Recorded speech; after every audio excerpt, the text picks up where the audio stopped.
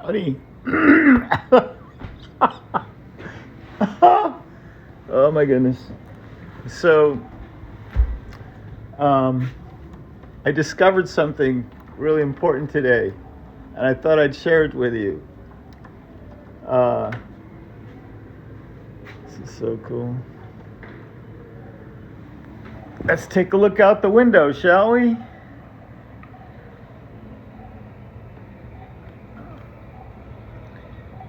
Yeah, that's the Pacific Ocean in all its splendor.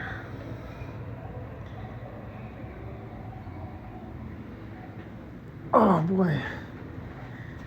Sorry to be lying down, but I really feel the need to lie down, which has to do with what I discovered. So, I started the treatment on the 17th. The first infusion was on the 17th, which was like a Tuesday or Wednesday or something like that. I think it was Tuesday. And the weekend before, I'd spent down in Torrey Pines training to fly paragliders. And Friday was really windy, and I kited all day. I must have kited for at least 5 hours straight. And I was so sore, I had to take Saturday off and just like chill. But I flew on Sunday. I kited for about 3 hours on Sunday, and then I flew for 2 hours, more than 2 hours on that Sunday. Longest flight of my life. It was magnificent. But I was really sore after that, and then I started the treatment, right? It turns out the doctor, I asked the doctor about the side effects of this immunotherapy drug, and he said, well, one of them is what he called itises, right? That you'll feel your body, because the immune system is getting all pumped up with this thing. You have anything that might be an itis will be an itis in inflammation. So I just kind of put that in the back of my mind, and I didn't really pay much attention to it. But sure enough, right after in the days following my weekend at Torrey Pines, I was really sore. And usually I recover pretty quickly. I was taking turmeric and stuff. But it just, like every day, it seemed like there was another ache.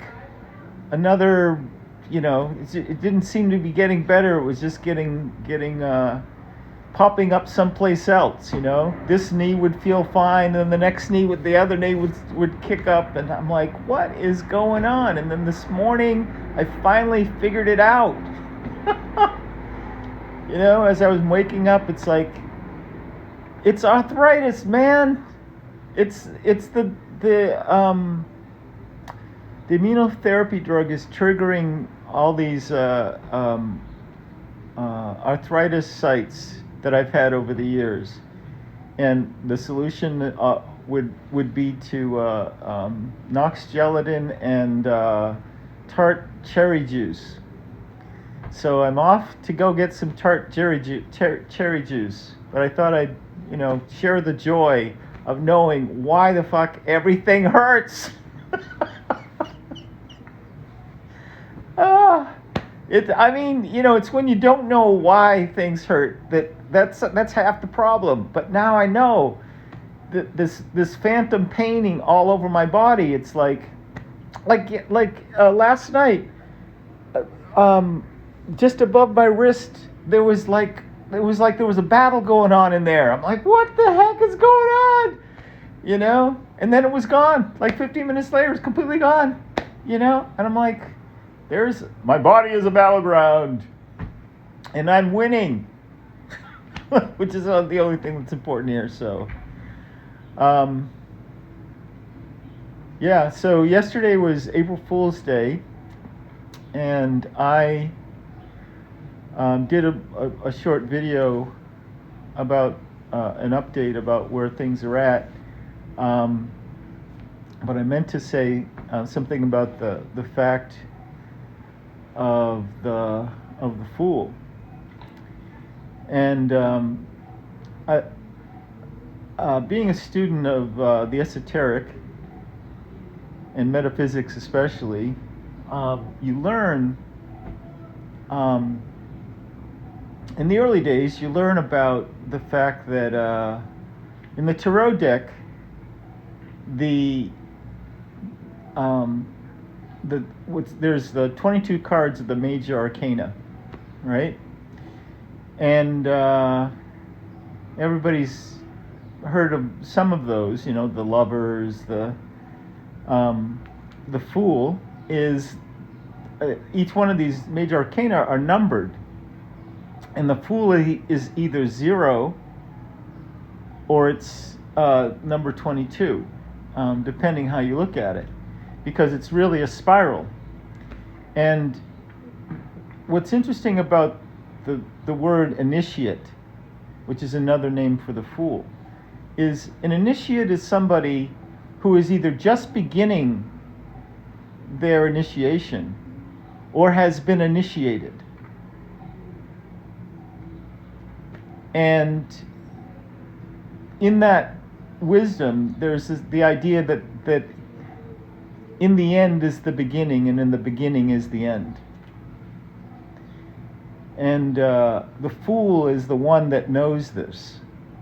The Fool is the one that knows that we are all the initiate, that we are all fools, and that the planet Earth is a ship of fools spinning through space for no other reason but because it can.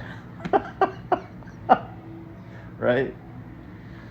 And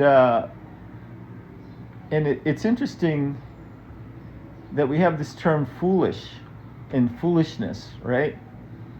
Because the way that the culture looks at the word fool, it means it as a derogatory statement to call somebody a fool. But the esoteric understanding of the word fool is of the initiate, someone who knows that they know nothing, who knows the limits of knowledge, who knows their true existence is as an infinite and immortal being, and so is everyone else. And that there's never been anybody else on this planet that wasn't an infinite and immortal being. Right? So,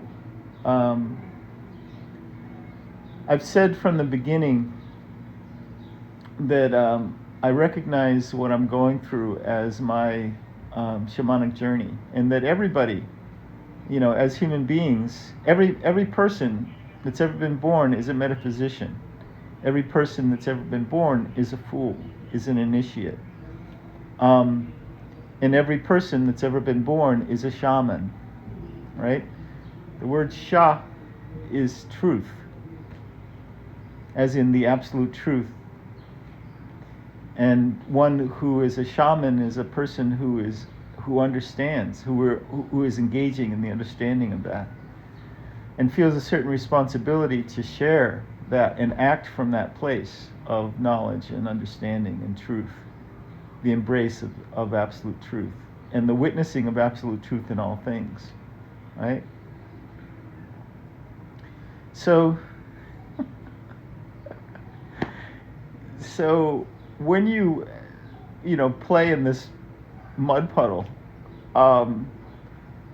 humor becomes very obvious. So it's no wonder that people associate foolishness with humor, because fools tend to you can't help but bear witness to the foolishness of all things, And so I said, from the beginning of this journey that I recognize that I'm on this shamanic journey, and I recognize that everyone is on their own shamanic journey, that's the nature of life, And I And my shamanic journey has been leading me deeper and deeper and deeper into this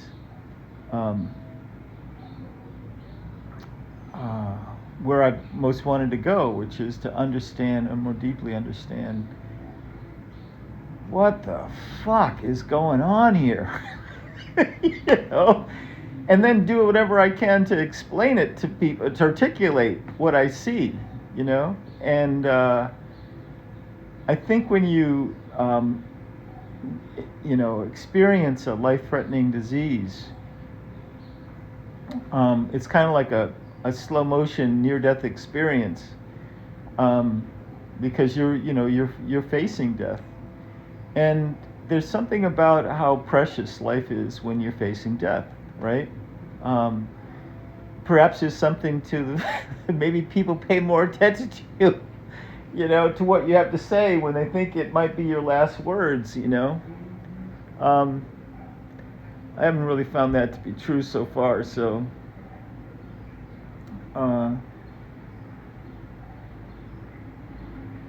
but there's something about that thing where trees, when there's a fire in the forest, trees release their seeds. And there's a fire in the forest.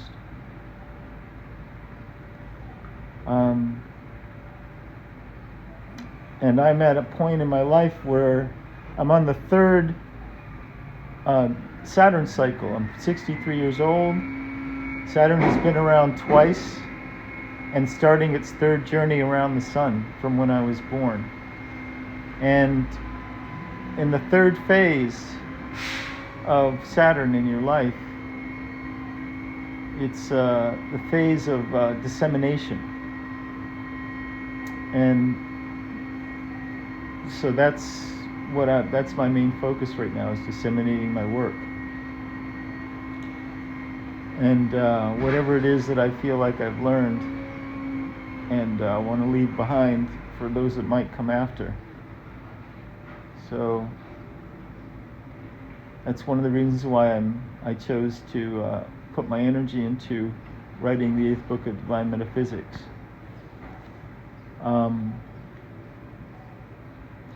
That's my fool's errand.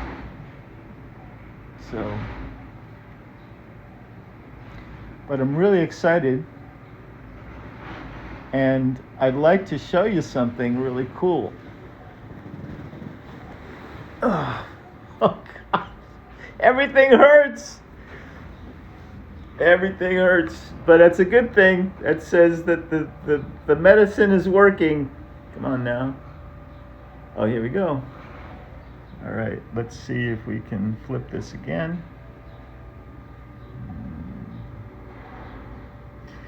So this is an NFT that I'm about to drop. What is an NFT, David? An NFT is a non-fungible token. It's all the rage in certain circles right now, connected to cryptocurrencies and all that nonsense. But I mean, it's just another way to get the work out there, really. There we go. There's more to that. There's I actually was making a movie last night. I have this piece of music called Living Magic that I composed about 2 weeks ago, and I realized that I could, hey, let's try this. Oh, that'll be good. Oh boy, here we go. Oh yeah, that's happening. Life is good. Thank you. Anyway, I realized that I could put them together. The NFT and the piece of music, and it's It's very psychedelic. It's very trance-inducing. There's several sections that take you into a very, very deep trance, and it was very challenging to actually make it because I would find myself I discover after a moment or two that I was in this deep trance, and then I had to kind of shake myself out of it. It's really, I guess when you know that the proof is in the pudding. So anyway, I'm thinking I might do another trim. And you notice there's no big lump on the side of my neck. For a change. Just saying. Anyway, here we go again.